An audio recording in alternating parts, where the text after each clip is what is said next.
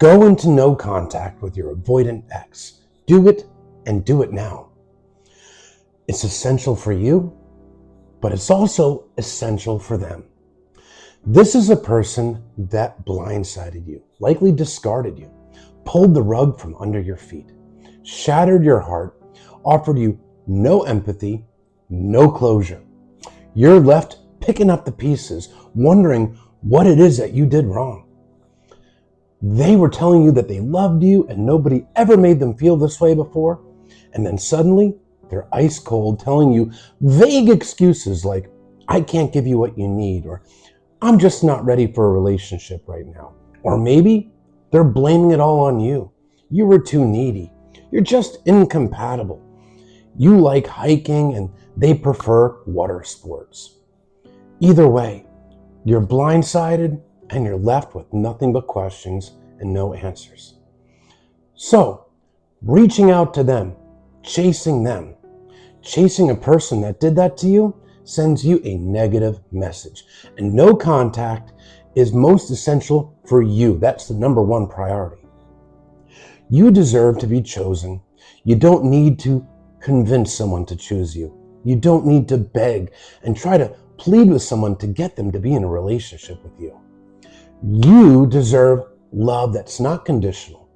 You gave it unconditionally to them. You deserve it in return. Trying to convince them to come back and earn their love, well, that's a really anxious thing to do.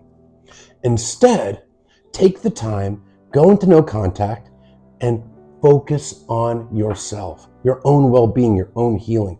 Pour your energy into things that make you you.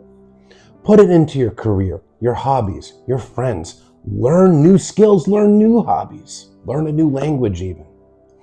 Focus on your physical fitness, but do things that are good for you, because when you do that, you're sending yourself a very powerful, positive, subconscious message. And that message is, I've got my own back. I can rely on myself.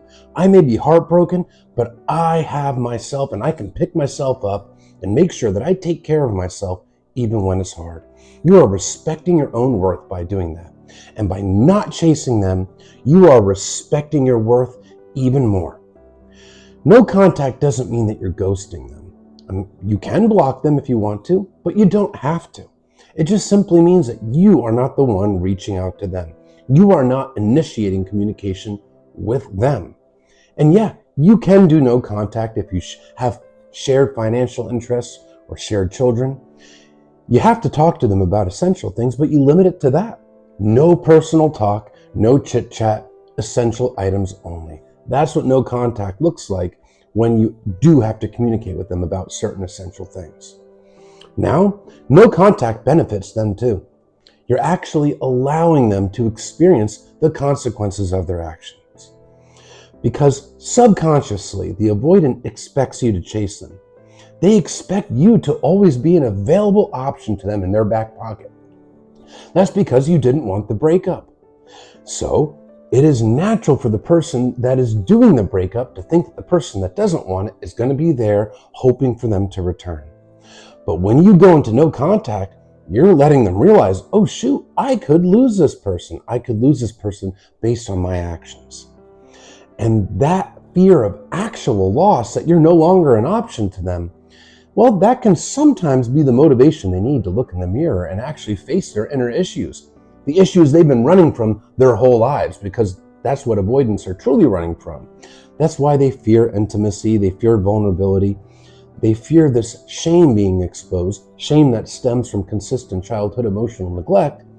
So when you show up as a loving, emotionally available partner, you're essentially holding up a mirror to them and forcing them to look at the things that they're deficient at, looking at things that they can't provide you in return.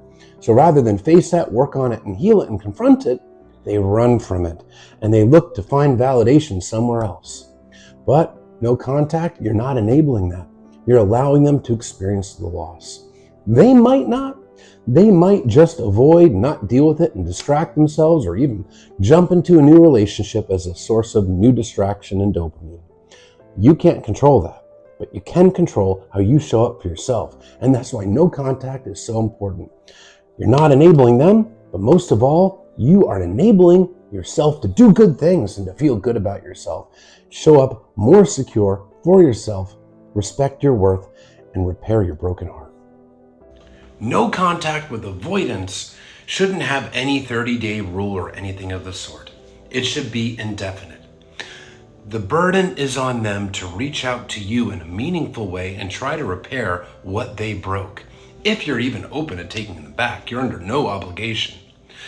But if you reach out to them and they do decide to get back into the relationship with you, if they haven't taken that initiative to repair the relationship and work on themselves, meaning take ownership and accountability for their attachment issues, their fears around intimacy, if they don't do that, then the same insecurities, the same triggers, the same wounds are all still simmering there below the surface. And it's inevitable that something in the relationship will trigger them again, and they'll discard you all over again.